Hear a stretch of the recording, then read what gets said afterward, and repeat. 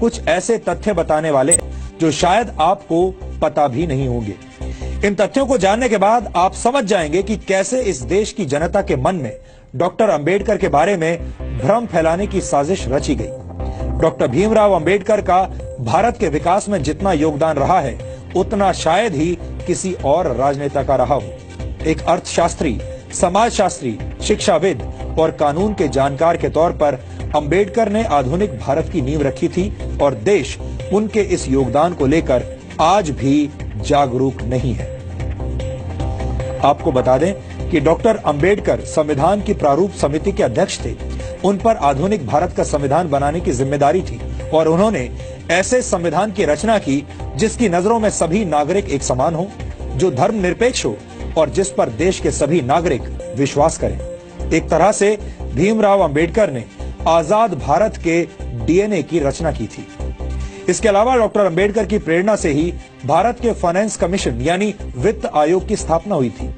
Doctor Ambedkar के ideas से ही भारत के केंद्रीय बैंक की स्थापना हुई, जिसे आज हम रिजर्व बैंक ऑफ इंडिया के नाम से जानते हैं। दामोदर घाटी परियोजना, हीराकुंड परियोजना और सोन नदी परियोजना को स्थापित करने में डॉक्टर अंबेडकर ने बड़ी भूमिका निभाई थी।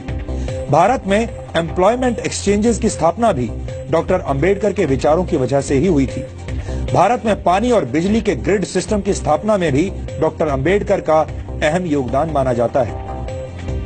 भारत को एक स्वतंत्र चुनाव आयोग भी डॉक्टर भीमराव अंबेडकर की ही देन है। ये वो योगदान है जिन्हें आजादी के बाद की तमाम सरकारों ने हमेशा ही अनदेखा किया है। यानी योजनाएं और विचार अंबेडकर के थे, लेकिन उनका श्रेय दूसरे नेताओं ने लूटा। यहाँ हम आपको भारत के पहले प्रधानमंत्री पंडित जवाहरलाल नेहरू और डॉक्टर भीमराव अंबेडकर के बीच चले राजनीतिक शीत युद्ध यानी पॉलिटिकल कोल्ड वॉर के कुछ उदाहरण भी बताना चाहते हैं। डॉक्टर अंबेडकर जवाहरलाल नेहरू की सरकार में प्लानिंग का मंत्रालय चाहते थे, लेकिन नेहरू ने अंबेडकर को सिर्फ कानून मंत्रालय दिया, प्लानिंग मंत्रालय नहीं दिया। डॉक्टर अंबेडकर विदेश और रक्षा मामलों की समितियों में सदस्यता चाहते थे, लेकिन नेहरू सरकार ने डॉक्टर अंबेडकर को ऐसी किसी भी समिति का सदस्य नहीं बनाया। डॉक्टर अंबेडकर नेहरू सरकार की विदेश नीति से असहमत थे। डॉक्टर अंबेडकर हिंदुओं में सामाजिक अधिकार और महिलाओं को संपत्ति का अधिकार देने की बात करने वाले हिंदू कोड को समाज सुधार के लिए जरूरी मानते थे, लेकिन नेहरू सरकार ने अंबेडकर के मंत्री रहते हुए हिंदू कोड को स्वीकार नहीं किया। यहाँ तक कि डॉक्टर अंबेडकर को भारत रत्न सम्मान देने के लिए भी कोई पहल नहीं की गई। उनकी मौत के 34 वर्षों के बाद 1990 में वीपी सिंह सरकार ने उन्हें भारत रत्न से सम्मानित किया, जबकि कांग्रेस ने डॉक्टर अंबेडकर को भारत रत्न से सम्मानित करने के लिए कोई कदम नहीं उठाया।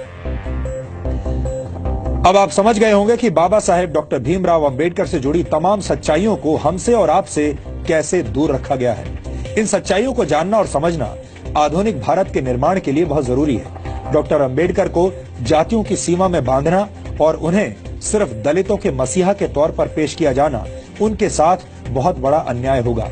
इसीलिए आज हम डॉक्टर अंबेडकर के मूल विचारों को आपके लिए डिकोड कर रहे हैं।